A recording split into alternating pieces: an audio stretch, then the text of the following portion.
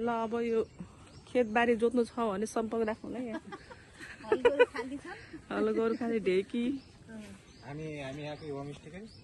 चौधरी कल्चरको बनाएको होमस्टे हो सबै साथै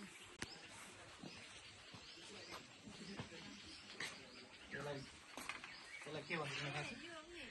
के रे ढिकी है यो तेल पेल्ने कोल ढिकी भन्छ पुरानो जमानामा चामल पिस्ने ढिकी चामल कुट्ने पिस्ने होइन कुट्ने धान कुट्ने मिलेन अझै भन्न होइन झाँतो भन्छ झाँतो चामल दाल पिस्ने यसमा पनि मकै भुट्ने यो चौधरी कल्चरको ड्रेस भयो ए माथिले चाहिँ हेल्काहरू डिलियाहरू छ क्या माथि त यो चाहिँ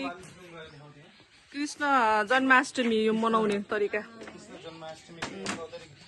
यो घरको भित्तामा यस्तो चित्र बनाएर यस्तो गर्छन् कि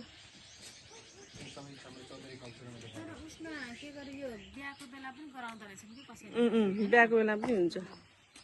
वरिपरि देखाउँछ राम्रो ठाउँ छ नाइस प्लेस जङ्गलको बिचमा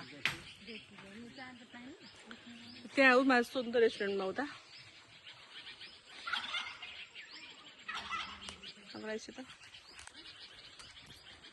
हजुरलाई के भन्नु छ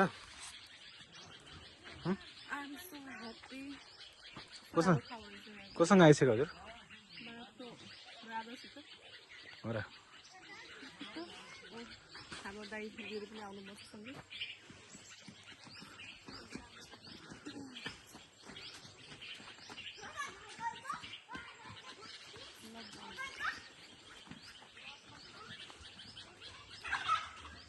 यहाँ पिङ खेल्न नि मिल्दो रहेछ दुईजना हो खेल्ने म अहिले एक्लै भएँ क्यामराम्यान